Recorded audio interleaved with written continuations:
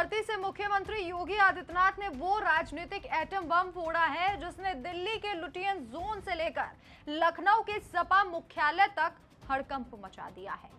छात्र आंदोलन और अभिव्यक्ति की आजादी के ढोंग की आड़ में संसद का घेराव करने, देश में अराजकता फैलाने और देश के प्रधानमंत्री नरेंद्र मोदी की सुरक्षा में सेंध लगाने की जो नीच साजिश रची जा रही थी, सीएम योगी ने असेंबली और संगठन के मंच से उसका सरेआम पोस्टमार्टम कर दिया है। विपक्ष की पूरी राजनीति को सरेआम गुंडागर्दी करार देते हुए योगी आदित्यनाथ ने एक ऐसा तेजाबी प्रहार किया जिसकी गूंज से पूरे देश के राजनीतिक गलियारों में कंपन सी पैदा हो गई है।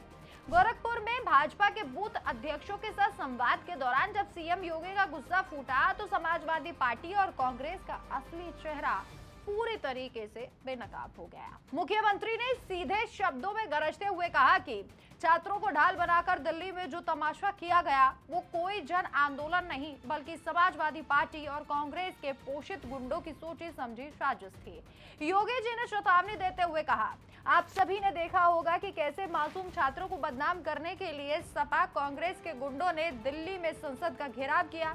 ये लोग प्रधानमंत्री के आवास को घेरने की बेशर्म कोशिश करते हैं और देश के प्रधानमंत्री की सुरक्षा में सेंध लगाने का नीच काम करते हैं। मुख्यमंत्री ने विपक्ष की दशकों पुरानी भड़काऊ राजनीति की बखिया उधेड़ कर रख दी। उन्होंने साफ कहा कि समाजवादी पार्टी और कांग्रेस की नीति हमेशा बांटने और भड़काने की रही। जब युवाओं और दलितों और वंचितों को भड़काकर अपना उल्लू सीधा करने की उनकी हर चाल नाकाम हो गई तो उन्होंने देश के भविष्य यानी छात्रों को अपना शिकार बनाना शुरू कर दिया। राहुल गांधी, प्रियंका गांधी और अखिलेश यादव जैसे चेहरे जिस प्रदर्शन को लोकतंत्र की आवाज बताकर मीडिया में चमका रहे थे, योगी आदित्यनाथ ने एक ही झटके में साबित कर दिया कि वो लोकतंत्र नहीं बल्कि देश को अस्थिर करने वाला एक बड़ा षड्यंत्र था। दुनिया की सबसे बड़ी राजनीतिक पार्टी के कार्यकर्ताओं में ऊर्जा भरते हुए सीएम योगी ने साफ संदेश दे दिया है कि उत्तर प्रदेश में सुशासन और विकास के मॉडल के आगे किसी की भी गुंडागर्दी या सिंडिकेट को पनपने नहीं दिया जाएगा। उन्होंने कहा कि भाजपा का हर एक बूथ कार्यकर्ता लोकतंत्र का सच्चा प्रहरी है जो विपक्ष के हर फर्जी नैरेटिव को जमीन पर भस्म कर देगा। अब राजनीतिक विश्लेषकों का ये मानना है कि योगी आदित्यनाथ का यह बयान सिर्फ एक चुनावी भाषण नहीं बल्कि 2027 के महासंग्राम की वो ललकार है जिसने विपक्ष के ताबूत में आखिरी कील ठोक दी है। सपा और कांग्रेस जैसी पार्टियां जो बार बार नए बहाने बनाकर देश और प्रदेश का माहौल खराब करने की कोशिश करती हैं, उन्हें गुंडा कहकर योगी ने उनके गाल पर ऐसा तमाचा मारा जिसकी गूंज दूर तक जाएगी। अब देखना यह होगा कि योगी के इस बुलडोजर प्रहार के बाद सपा और कांग्रेस के पास अपना मुंह छुपाने के लिए कौन सी जगह बचती है और अब ये चूहे कौन से बिल में जाकर घुसते हैं।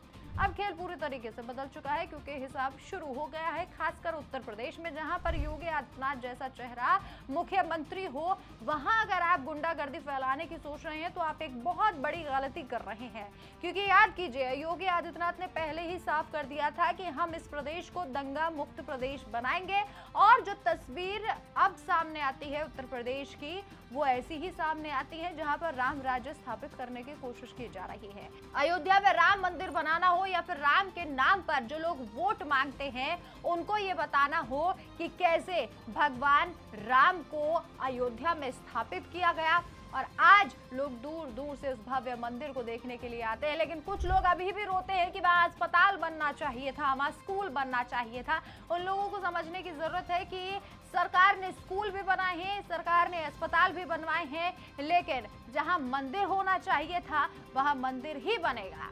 बहरहाल जिस तरीके से योगी आदित्यनाथ ने समाजवादी पार्टी और कांग्रेस के गुंडों को यह फटकार लगाई है, इस पर आपकी क्या राय है? कमेंट करके अपनी राय जरूर बताएं।